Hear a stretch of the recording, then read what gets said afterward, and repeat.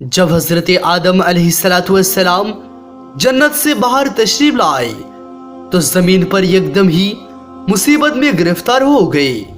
جنت چھوٹنے کا غم اور اپنی بیوی حضرت حوا کی جدائی کا غم، اپنے اوسط اور تنہائی، پھر رب تعالیٰ کا عتاب۔ اس عتاب کی وجہ سے سخت پریشانی تھی۔ اس پریشانی میں 300 سال اس قدر روئے کہ ان کی مثال دنیا میں نہیں ملتی۔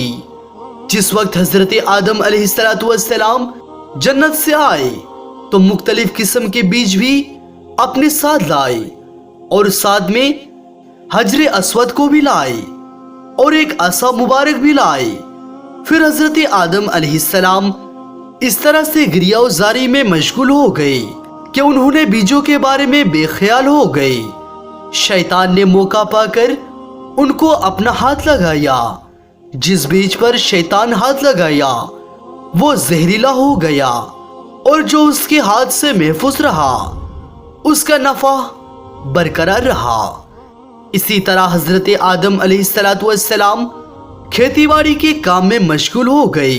اسی درمیان حضرت حوا 20 یا 40 مرتبہ حضرت آدم علیہ السلام سے حاملہ ہوئی۔ ہر حمل میں 2 بچے پیدا ہوئے، ایک لڑکا ایک لڑکی۔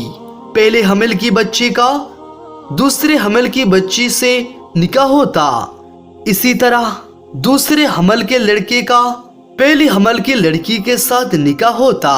اسی طرح انسانی آبادی بڑھتی رہی تو حضرت آدم علیہ السلام نے عرض کیا کہ مولا، میری اولاد کمزور ہے اور ابلیس کا فریب سخت ہے، اگر تو ان کی مدد نہ کرے گا تو وہ ابلیس سے کیسے بچ سکیں گے؟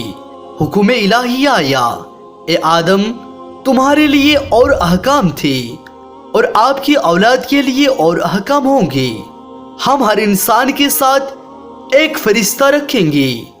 تب آپ علیہ السلام نے خوش ہو کر اللہ تعالیٰ کا شکر ادا کیا۔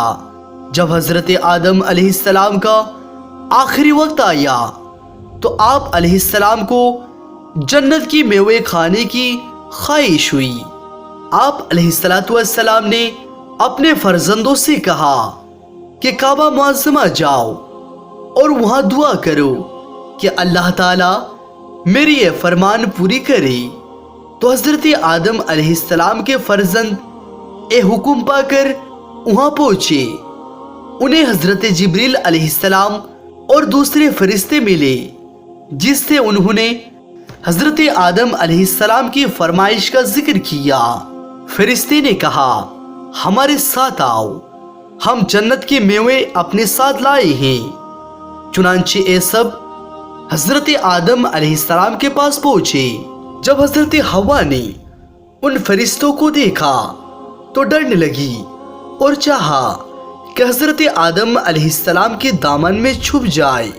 تو اللہ کے نبی حضرت آدم علیہ السلام نے فرمایا، حوا، اب مجھ سے تم الگ رہو، میرے اور میرے رب کے قصیدوں کے درمیان آڑ نہ بنو۔ اس طرح فرشتوں نے حضرت آدم علیہ السلام کی روح قبض کر لی۔